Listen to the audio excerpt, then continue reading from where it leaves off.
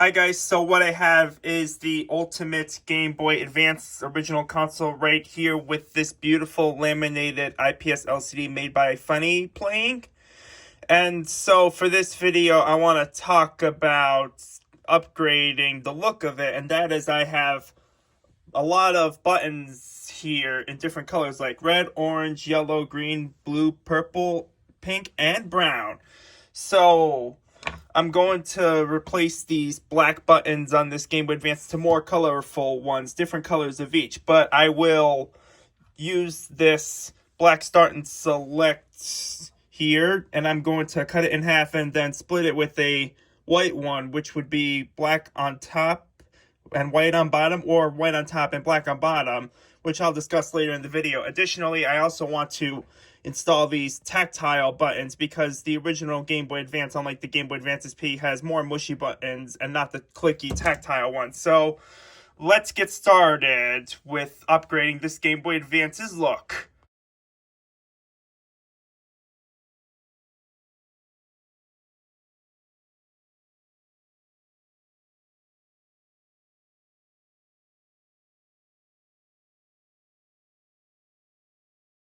I'm just testing the LCD to make sure it still works in the end after I replace the black buttons with more colorful ones, and it's working right now. So I'm going to deal with that, the LCD now, because when I was putting the piece of double-sided tape on top of this game logo right there, I kind of messed up the holographic foil right there when I put the touch sensor on top of that piece of tape with the game there.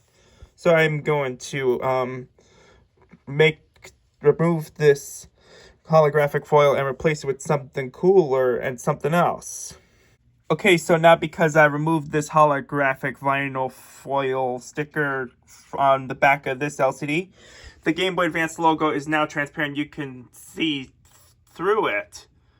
And when I have this Game Boy Advance logo to the light, you can see the light shining right through the Game Boy Advance logo, because I just removed the holographic sticker on the back of this lens just now.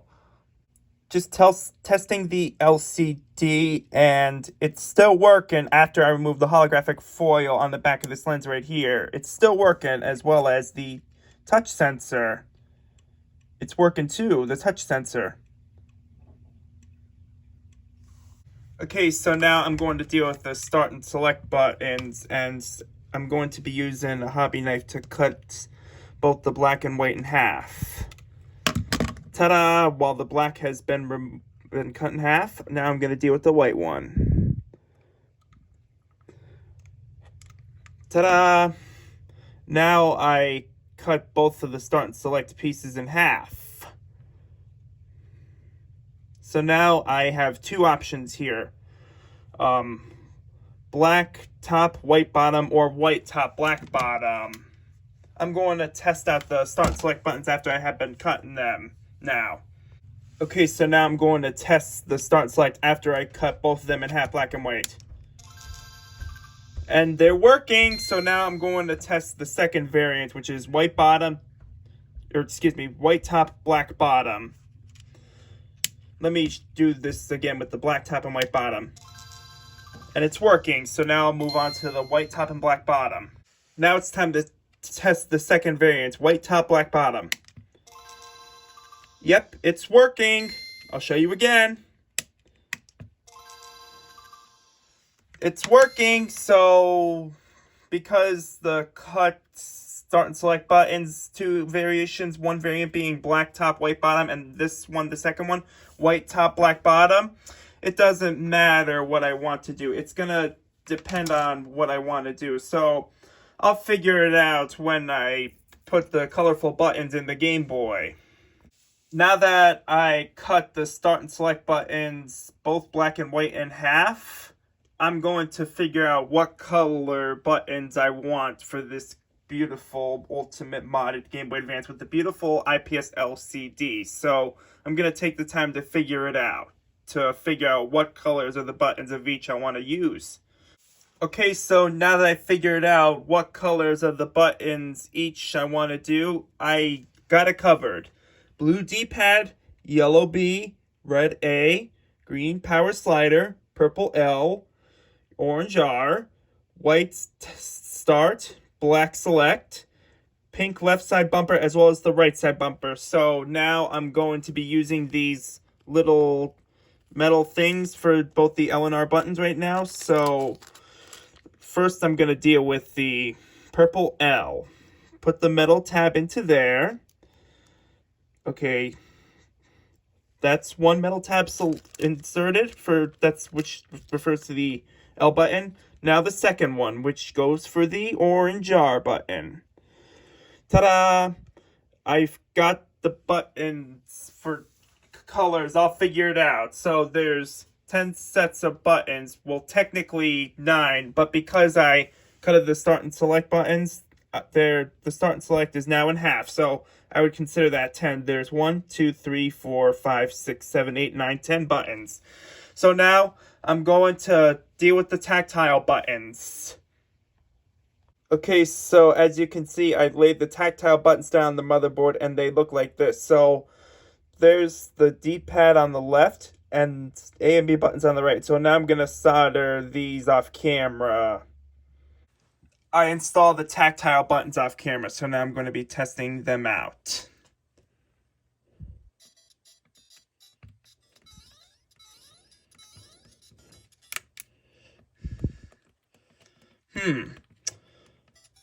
While the A and B are working, I don't think the left, rights, down, and up are working right now, so I think I'm going to have to fix this off camera. Now that I got the D-pad fixed, it's working now.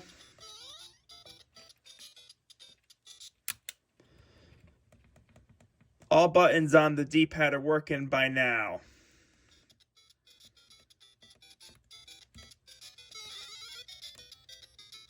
All tactile buttons are now working, which include the A, B, and the D-pad. The reason why the D-pad wasn't working at first is because I didn't really think I had enough solder sticking onto the motherboard. And the PCB Flex tactile D-pad board also.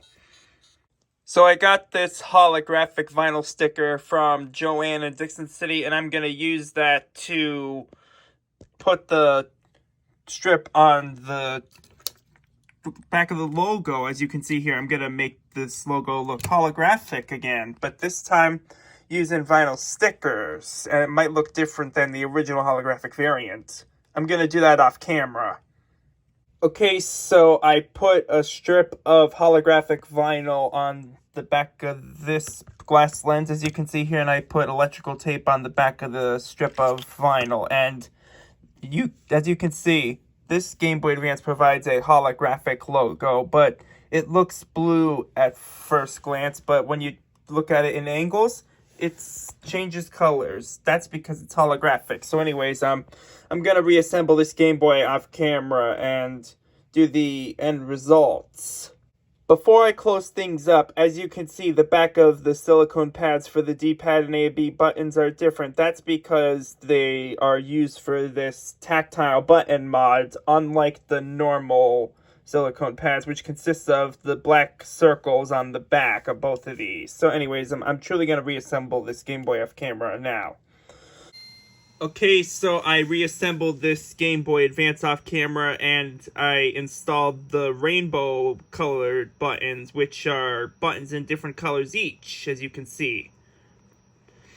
Now the touch sensor works, which I did not use the foam that is included with this LCD kit, and I used a piece of double-sided tape over behind the glass lens where the logo sits, and put the touch sensor on top of the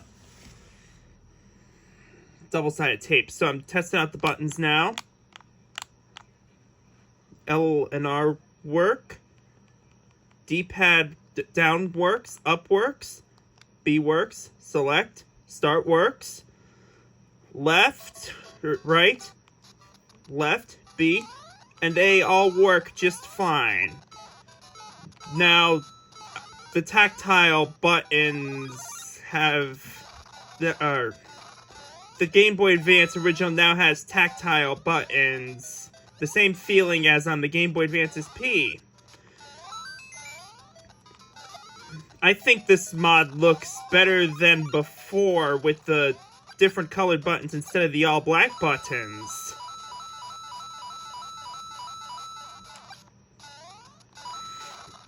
As you can see, I'm doing a gameplay of classic NES series Super Mario Brothers on there, and the level is World 1-1. I'm just testing out the buttons. D-pad and A and B mainly. And they all work well. I'm doing a gameplay of Tetris DX on here, and I have the screen set to the original Game Boy style P green screen filter, as you can see. Now, I've noticed something when I hold down and right at the same time, it doesn't really work well. So I have to either hold down or right on the D-pad individually and not together. I think this might be due to the fact that I might have soldered it in the wrong way, or it's just how the D-pad's Flex PCB is made by the manufacturer. So, yeah, that's a con. Like a minor con. Let me show you again. When I try to do D-pad and down and right at the same time, I can't really do it. When I do down and left, same thing. When I try to hold down and right or left together, it doesn't really work that well. That's a shame, but I like the tactile buttons on this Game Boy Advance now because the D-pad and A and B buttons have the exact same feeling as on the Game Boy Advance SP. Now, the laminated IPS LCD made by FunnyPlaying has the ability to change the colors on the screen, including 1, which is standard, 2, which is highlight, 3, which is black and white, and 4, which is pea green Game Boy style. However, what if I told you that if FunnyPlaying were to have more color screen variations for this laminated IPS LCD right here, like Game Boy Pocket green colored screen, or Game Boy Light teal or aquamarine colored screen, or maybe kind of green, or hell, maybe even different hues like red, orange, yellow, blue, or purple monochrome screens, that would be cool, wouldn't it? Well, guys, I think I'm gonna end this video here. So if you like this video, why don't you give it a thumbs up and make sure you subscribe to this channel for future content. Thanks for watching. Goodbye.